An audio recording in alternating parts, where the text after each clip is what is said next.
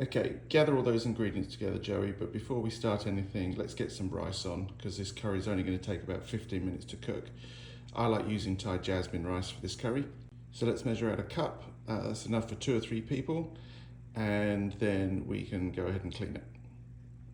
Remember when I showed you cleaning the black rice the other day, getting rid of all the husks? This is jasmine rice, which I use for the Thai curries. You'll see here when you start cleaning the rice that the water will turn cloudy. This is just starch and dirt coming out of the rice. So the black rice seems to be cleaner, but this, as you can see, you need to wash a few times. You don't want all that extra flavour in with the rice. So give it a rinse 3 or 4 times until the water's almost clear.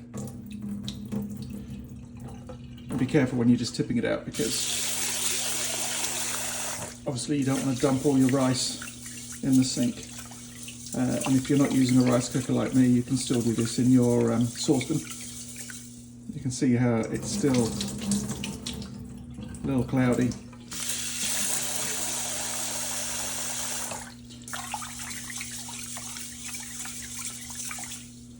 Okay, I think that's much better there.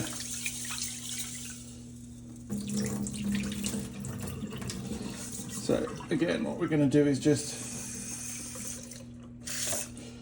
put enough water that it just sits over the top of the rice for my rice cooker. A little bit more. There we go. I think that should be fine, and I'll put the rice cooker on. Get perfect jasmine rice. Right, Joey, you wanted to learn how to make chicken Thai curry. So here we go. You're going to need half a large onion, chicken breast, some garlic, ginger, fish sauce, red pepper flakes, coconut milk, sugar, and some vegetable oil to cook it. Okay, so we're only going to use half this onion because it's huge. Right, so we're just going to use half this onion. It was way too big to put it all in. So cut it as per the chili recipe. You cut it straight down the middle and then cut off the end that isn't the root, leave the root. And then what we're going to do is just mind your fingers and just generally slice through a couple of times, and the onion don't go as far as the root. You want that to remain because it holds the whole thing together while you cut it. And then we turn it away so the root's away from us, and we just make some slices. The thicker you slice it, the more chunkier it's going to be. Turn it around again, and now we're just going to slice it off. And now you've got some nice diced onion, sort of this sort of size. Now we've got our frying pan here. I'm going to put this on a fairly high temperature to start with.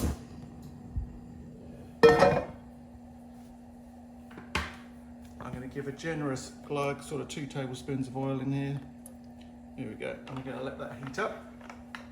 So I'm going to measure out the chili flakes. I'm going to use a heaped teaspoon because Mel doesn't like it too spicy.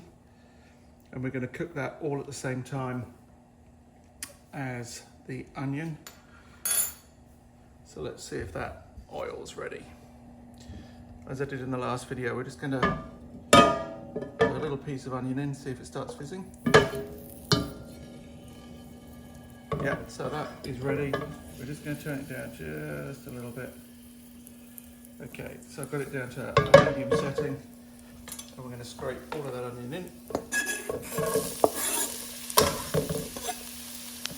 Right, we're just going to give it a quick stir so the oil coats it.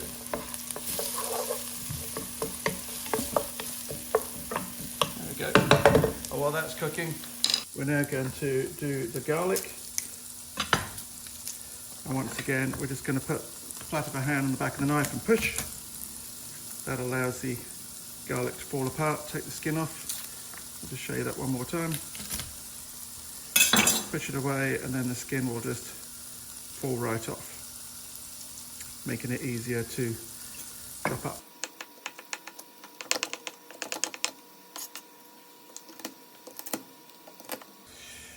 Right, now all the garlic's chopped up, we're now going to add that in, straight in.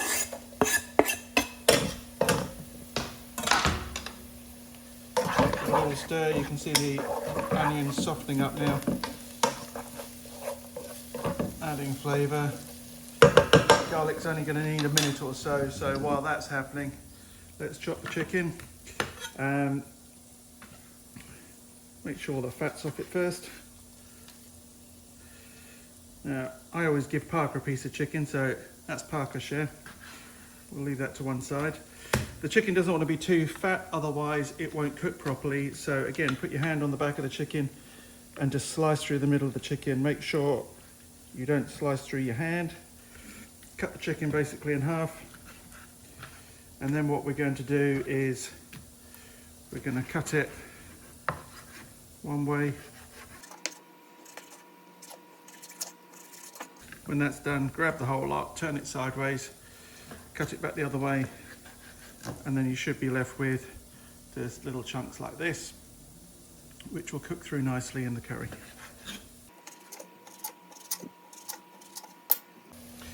Okay, the chicken is now all diced, as you can see here, so we're just going to throw that in. And we are going to turn the heat up a little bit. There it goes. And we're going to start throwing that chicken off in the onion, the garlic and the chilli.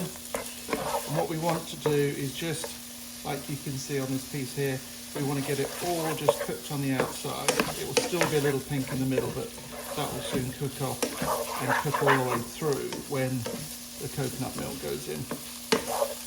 If you find a bit that's just too thick, just use your spatula. It should just cut straight in half.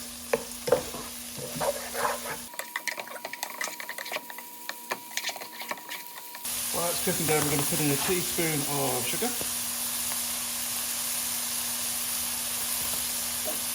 And we're going to put in a teaspoon of fish sauce. I like mine quite fish sauce, I'm going to put 2 teaspoons in. You can just experiment and see what tastes best for you. I'm just going to mix all that in. You can see most of the outside of the chicken is now cooked. It's all going less pink. And then we're going to add 2/3 of a tin of coconut milk. Half a tin just isn't quite enough, and a tin is just a little bit too much. Alright, all that's nicely mixed in. We're just going to let it all come to the boil, and then we'll turn it down and just let it simmer for a bit. Okay, just going to turn the heat down. Sort of a medium heat. Just let that simmer. It's going to need to simmer 5 to 10 minutes. Right, whilst that chicken is all cooking down, I am going to just put some ginger in. I like putting this in late. Retains most of its flavour. And also we're going to put some basil leaves in just after that. So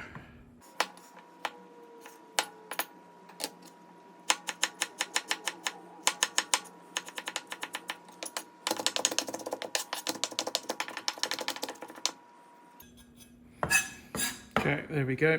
As you probably noticed, in between the shots, I actually cleaned the board and the knife of chicken. We don't want raw chicken in that.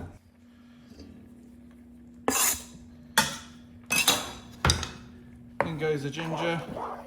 It's all coming together now. The chicken's almost fully cooked through. All we need to do is get some basil leaves chopped, and then we're ready to go.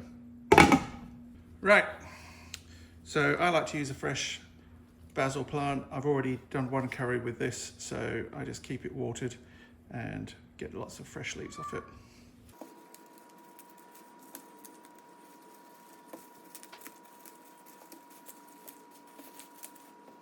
There we go, we've got a nice generous helping, and all we're going to do is roughly chop this, and we're throwing it right in at the last minute,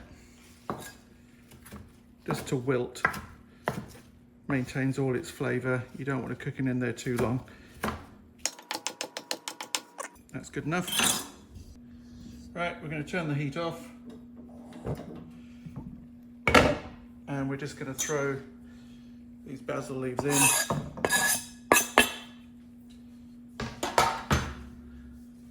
Just stir it in.